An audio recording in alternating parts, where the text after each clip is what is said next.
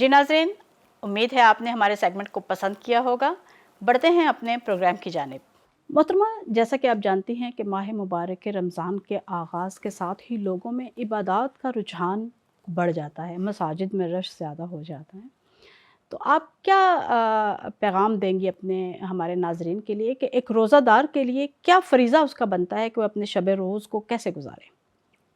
सबसे पहले तो हमें ये समझने की ज़रूरत है कि रोज़ा भूखे रहने का नाम नहीं है।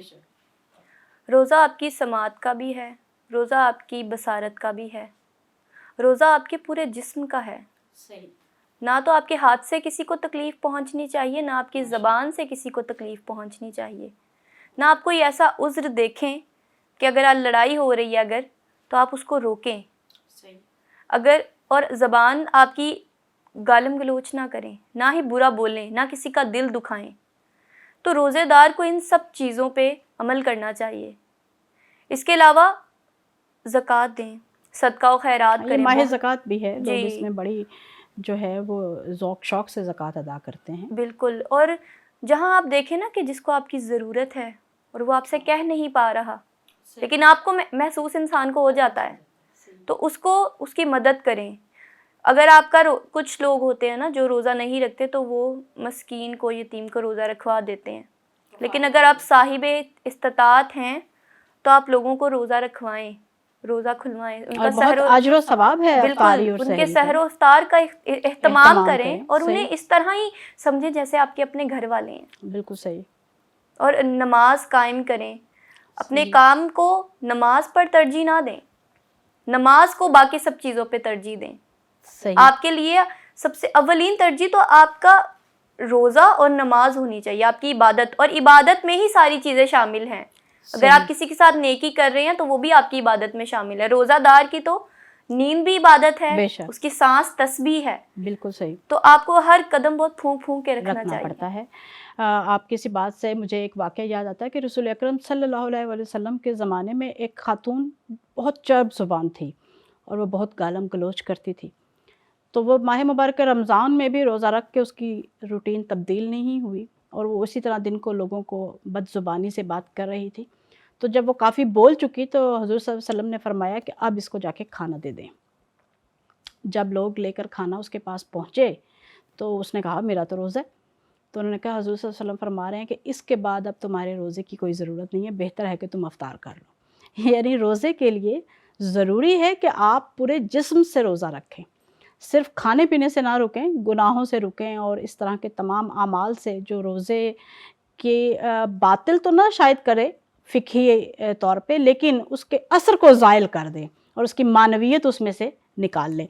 नाज़रीन, रिवायात में भी आया है कि जब भी माह मुबारक रमज़ान का आगाज़ होता था तो रसूल अकरम सल्लल्लाहु अलैहि वसल्लम की इबादत में इज़ाफ़ा हो जाता था। हज़ूर पहले ही इबादत में इस कदर ज़्यादती करते थे और इस कदर ज़्यादा इबादत अंजाम देते थे कि अल्लाह ताला को कुरान करीम में कहना पड़ा कि ए मेरे रसूल, रातों को कम खड़े हुआ करो। माह मुबारक रमज़ान में पैगम्बर अकरम सल्लल्लाहु अलैहि वसल्लम की इबादतों में इज़ाफ़ा हो जाता था। इस बारे में हदीस रसूल अकरम सल्लल्लाहु अलैहि वसल्लम है कि अगर बंदे को मालूम हो जाए कि माह मुबारक रमज़ान में क्या है, तो बंदा ख्वाहिश करेगा कि पूरा साल रमज़ान बाकी रहे। तो ये बहुत अजीम सातें हैं कि जिसमें हमें गफलत से परहेज़ करना चाहिए। एक और हदीस है कि जन्नत के दरवाज़ों में से एक दरवाज़ा रियान नाम का है कि जो सिर्फ़ रोज़ादारों के लिए है। तो ये खुशखबरी है रोज़ादारों के लिए, मगर रोज़ा मारिफत का हो, रोज़ा मानवियत का हो और उन तमाम अहकाम की पाबंदी के साथ हो जो रोज़े में अल्लाह ताला ने हम पे फ़र्ज़ किए हैं। तो मोहतरमा ये बताइए कि आप अफ्तारी करती हैं, आप बनाती भी हैं, करती तो हैं, बनाती भी हैं अफ्तारी और सहरी? जी, मामा के साथ मैं हेल्प करती हूँ। हैं। असल में मेरी मामा का वो होममेड बिजनेस है, अच्छा। GB foods. अच्छा, माशाल्लाह। हाँ जी, तो वो मेरी फूड मामा पांडा वाला या कुछ और? नहीं, अच्छा। फूड पांडा वाला नहीं है, अच्छा। हमारा माशाल्लाह से 4 साल से है। अच्छा, तो घर में कुकिंग करके तो हाँ अच्छा। जी, हमारे पास प्रोफेशनल मशीन्स भी हैं। तो अच्छा। मेरी मामा का भी ये कि सहर में 10 منٹ بھی باقی ہونا اور کسی بچے کی کال آئے کہ آنٹی ہمیں سحری بھجوا دیں، تو میری ماما اپنی سحری کو چھوڑ کر ماشاء اس اللہ، کا کھانا بناتی ہیں بہت کہ خوب۔ نہیں وہ روزہ رکھ لے، میں تو چلو کھا لوں گی، میں جلدی جلدی بھی کھا لوں گی۔ اچھا ماشاء اللہ، تو بہت ان کے خوب۔ ساتھ میں ہیلپ آؤٹ کرواتی ہوں، اور جب نہیں ہو سکے تو معذرت کر لیتی ہوں، کیونکہ میرا روزہ جو ہے وہ بچوں کے ساتھ کھلتا ہے نا۔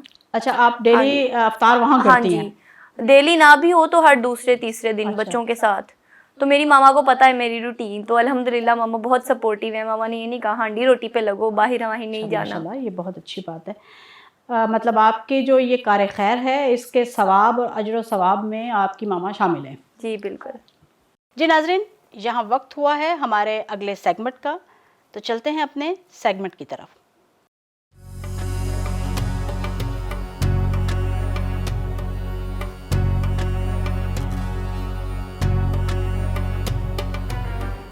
بسم اللہ الرحمن الرحیم۔ السلام علیکم پیارے دوستو، کیسے ہیں آپ سب؟ امید ہے آپ سب خیریت سے ہوں گے۔ اور آج ہم جس نبی کا ذکر کرنے جا رہے ہیں وہ ہے حضرت ابراہیم علیہ السلام۔ حضرت ابراہیم علیہ السلام کو قرآن کریم میں کبھی صدیق یعنی سچا، تو کبھی خلیل یعنی دوست وہ بھی اللہ کا، تو کبھی حنیف مسلم یعنی کمپلیٹ مسلم، شاکر یعنی شکر گزار، اور امام یعنی لیڈر جیسے القاب سے یاد کیا گیا ہے۔ حضرت ابراہیم علیہ السلام کی زندگی کو اگر شارٹ میں بیان کرے تو آپ کی لائف کے چیپٹر کمپلیٹ نہیں ہوں گے، اور اگر ڈیٹیل سے بیان کرے تو وقت کی کمی ہے، پھر بھی ہم کوشش کریں گے کہ کم وقت میں آپ کی زندگی پہ زیادہ سے زیادہ بات کریں۔ تو آئیے شروع کرتے ہیں اس روحانی محفل میں خلیل اللہ کا ذکر، کیونکہ آپ نے اپنی دعوت دین کے آغاز کے موقع اور مومنین سے مشرکین، اچھے لوگوں سے برے لوگوں کے لیے استغفار کرنے یعنی معافی مانگنے سے منع کیا۔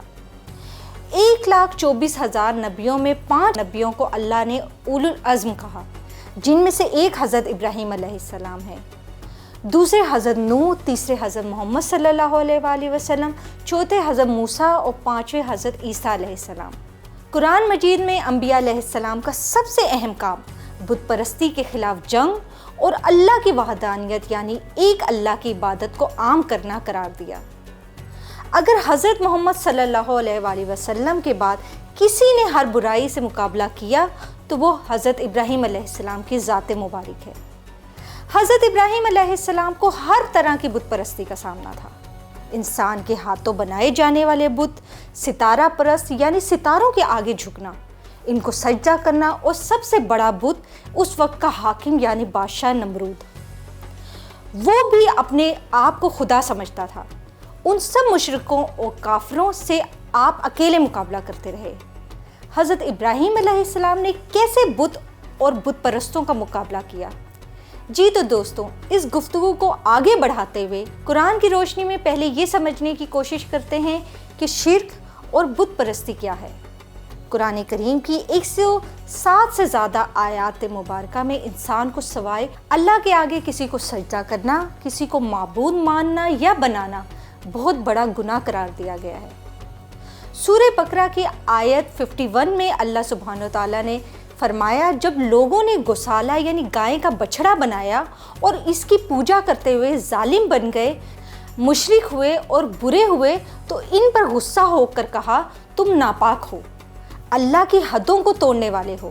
سورہ بقرہ کی آیت، جو لوگ اللہ کی حدوں کو توڑتے ہیں وہ ظالم ہیں یعنی مشرک ہیں، اور یہی لوگ اللہ پر جھوٹ باندھتے ہیں۔ اسی طرح کی اور بہت سی آیتیں ہیں۔ یہ تو رہی بت پرستی کی بات۔ اب شرک کیا ہے؟ اللہ کے مقابل کسی اور کو اپنا خالق اور رازق یعنی معبود ماننا اور اس کے آگے جھکنا، سجدہ کرنا، کچھ مانگنا، یہ سب سے بڑا شرک ہے۔ مشرکوں کے خلاف بھی بہت ساری آیتیں ہیں۔ سورہ مریم میں اللہ تعالیٰ یوں فرماتا ہے کہ انہوں نے اللہ کو چھوڑ کر اپنے علماء اور راہبوں کو اپنا رب بنا لیا، اور عیسیٰ ابن مریم کو بھی اپنا رب بنا لیا، حالانکہ اللہ نے یہ حکم دیا تھا کہ خدائے واحد کے سوا کسی کی بندگی نہ کریں۔ اللہ کے سوا کوئی معبود نہیں ہے، وہ ذات ان کے شرک سے پاک ہے۔ اکثر ہم کسی کو اس کے رتبے یا پوسٹ سے متاثر ہو کر، اٹریکٹ ہو کر اس سے بہت عزت و احترام دیتے ہیں۔ ہو سکتا ہے ہم جس کو عزت اور احترام دے رہے ہیں اللہ کے نزدیک وہ عزت کے قابل نہ ہو، لہٰذا اللہ نے ایک فارمیٹ دے دیا قرآن کے ذریعے۔ وہ کیا ہے کہ کون ہے قابل احترام، بس ہم نے اسی کو فالو کرنا ہے۔ عرب اپنی جاہلیت کے دور میں جانوروں کو انتہائی احترام کی نگاہ سے دیکھتے تھے، لیکن اللہ نے ان کے اس کام کو رد یعنی ڈسمس کر دیا، جس کا ذکر سورہ مائدہ میں ملتا ہے کہ اللہ نے کوئی سمندر، کوئی سائبہ، کوئی وسیلہ مقرر نہیں کیا، جبکہ کافر اللہ پر جھوٹ اور تہمت باندھتے ہیں۔ انبیاء علیہ السلام کا مشن یہی تھا کہ وہ اللہ رب العزت کے خلاف جو بھی آئے، چاہے وہ شیطان ہو چاہے انسان ہو، بتوں کی پوجا کرتا ہو یا خود کی پوجا کرتا ہو، خود پرستی بھی اللہ کی ایک طرح سے مخالفت ہے۔ وہ کیسے؟ یعنی اپنے آپ کو سب سے بہتر سمجھ لینا، سب سے بڑا سمجھ لینا، پیسے کی پوجا، کسی انسان کی پوجا، کسی پارٹی کی پوجا، بھلے وہ پولیٹیکل پارٹی ہو یا مذہبی پارٹی ہو۔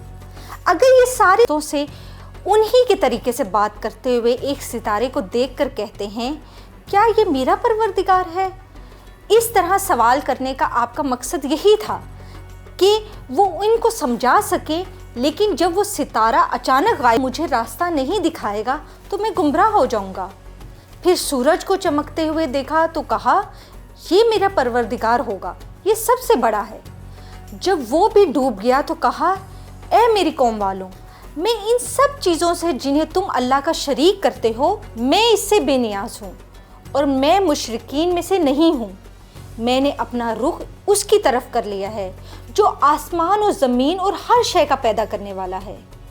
اس طرح آپ نے اپنی قوم کو جو سورج، چاند، ستاروں کی پوجا کرتے تھے ان سے صاف طور پر کہہ دیا اللہ کے علاوہ کوئی قابل عبادت نہیں ہے، وہی ہمارا مالک ہے، وہی ہمارا خالق ہے، اور اس نے ہمیں ہر وہ چیز، ہر وہ نعمت عطا کی ہے جو ہم نے اس سے مانگی بھی نہیں تھی۔ ہم نہیں جانتے تھے جب ہم اس دنیا میں خلق ہوں گے تو ہمیں کچھ ایسی نعمتوں کی ضرورت ہوگی جیسے آنکھ، کان، ہاتھ، پیر، یعنی کہ وہ یہ سب چیزیں اس نے ہمیں بغیر مانگے ہی عطا کر دی۔ تو خالق وہی ہوتا ہے جسے اپنے بندے کی ضروریات کا پتہ ہوتا ہے۔ امید ہے پیارے بچوں آج کا پروگرام آپ کو بہت ہی پسند آیا ہوگا، اور اس پروگرام کا بقیہ حصہ ہم آپ کو کل بیان کریں گے۔ آج کا پروگرام ہم یہیں پہ ختم کرتے ہیں، تب تک کے لیے اللہ حافظ۔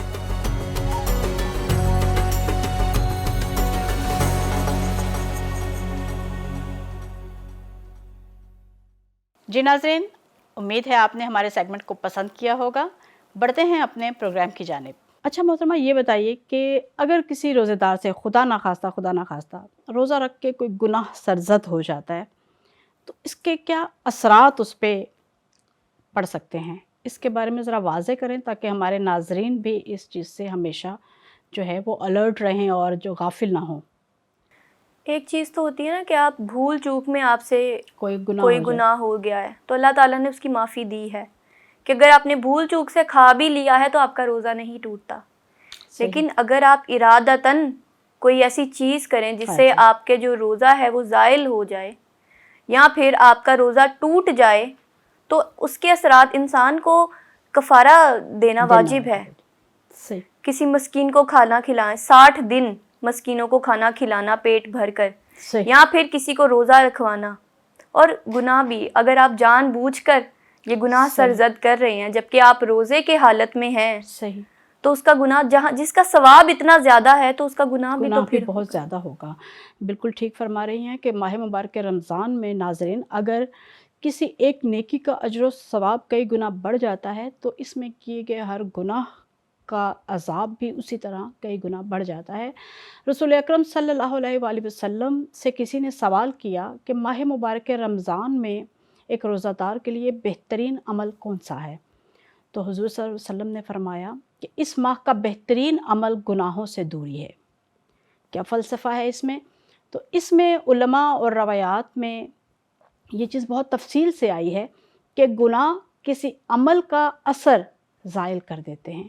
اگر ہم روزے سے بھی ہیں اور ہم ساتھ گناہ بھی خدا نخواستہ اثر انجام دے رہے ہیں، تو روزے کی معنویت اور ایک اثر ہے کہ جس نے 30 دن کے بعد ہماری شخصیت پہ اثر انداز ہونا ہے، ہمیں تقویٰ کی جانب بڑھنا ہے، ہم نے متقی اور پرہیزگار بن جانا ہے۔ لیکن اگر ہم روزے کے ساتھ وہ گناہ بھی مسلسل سر انجام دے رہے ہیں تو یقین مانیے کہ ہمیں روزہ سوائے بھوک اور پیاس سے کچھ بھی نصیب نہیں ہوگا، اور ہم اس معنویت اور اس ترقی انسانی تک نہیں پہنچ سکیں گے۔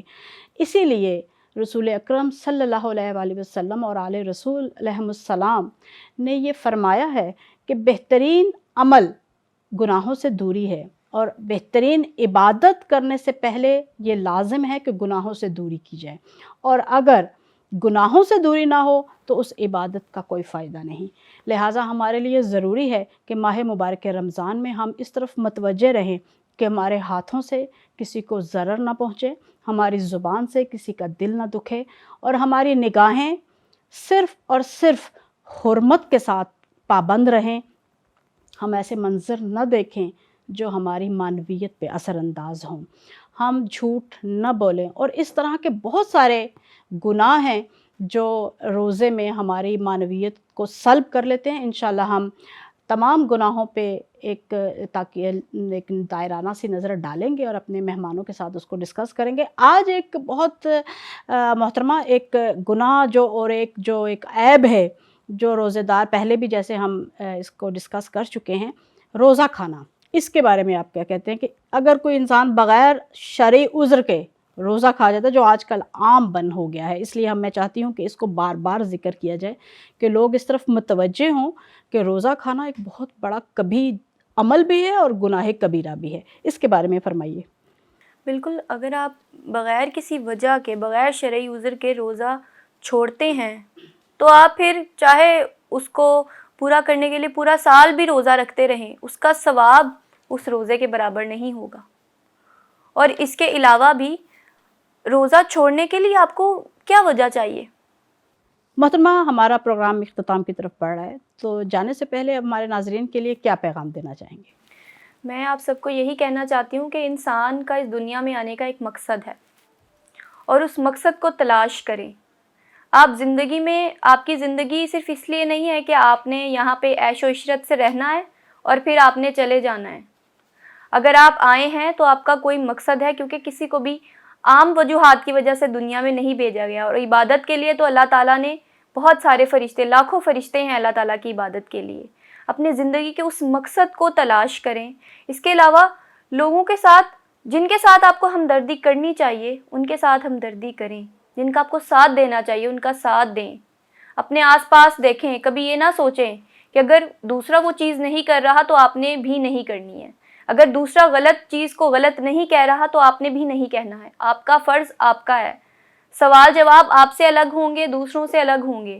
اپنی زندگی میں بہت ساری ایسی چیزیں آپ کو آئیں گی جب آپ کو لگے گا کہ آپ کا ضمیر، آپ کا دل کہے گا کہ مجھے یہ چیز کرنی چاہیے، مجھے یہ کام کرنا چاہیے، لیکن کبھی کبھی آپ کو لگے گا، آپ کو شیطان ورگلائے گا یا آپ کا نفس کہے گا کہ نہیں بہت مشکل ہے، اور وہ دین کی طرف کا کام ہوگا۔ تو کبھی بھی اپنے نفس کی بات مت سنیں، اپنے نفس کو ختم کریں، اور بہت سارے ایسے اعمال کریں جس سے آپ کی آخرت میں وہ اعمال آپ کی سفارش کریں اور آپ کا ذریعہ نجات بنیں، اور ہمارا ساتھ دیں۔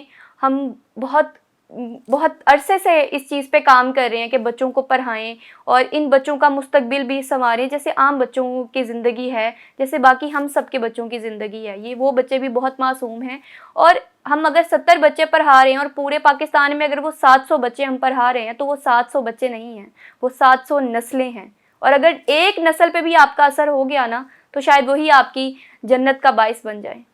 بہت شکریہ۔ بہت خوبصورت پیغام محترمہ نے دیا ہے۔ ناظرین، آپ نے اس چیز کا بہت خیال رکھنا ہے کہ نہ صرف اپنی ذات بلکہ اپنے ارد گرد بسنے والے تمام انسانوں کا بہت خیال رکھیں، اور بلا تفریق و رنگ و مذہب اور بلا تفریق و رنگ و نسل آپ نے سب کو برابر حیثیت میں دیکھنا ہے اور سب کا خیال رکھنا ہے۔ جی محترمہ، آپ کا ہم بہت شکر گزار ہیں کہ آپ نے اپنے بزی اسکیجول میں سے ہمارے لیے وقت نکالا۔ جی ناظرین، ہمیں بھی دیجیے اجازت، انشاءاللہ کل دوبارہ ملاقات ہوگی، لیکن اس سے پہلے ہم اپنے ننھے نعت خوان حافظ محمد حسن سے یہ درخواست کریں گے کہ جاتے جاتے ہمیں نعت رسول مقبول صلی اللہ علیہ وآلہ وسلم سنائیں. ہماری طرف سے خدا حافظ. اے رسول امین خاتم المرسلین تجھ سا کوئی نہیں، تجھ سا کوئی نہیں ہے عقیدہ یہ اپنا بصدق و یقین تجھ سا کوئی نہیں، تجھ سا کوئی نہیں اے رسول امین. دست قدرت نے ایسا بنایا تجھے جملہ صف سے خود سجایا تجھے، جملہ صف سے خود سجایا تجھے. اے ازل کے حسین، اے ابد کے حسین تجھ سا کوئی نہیں، تجھ سا کوئی نہیں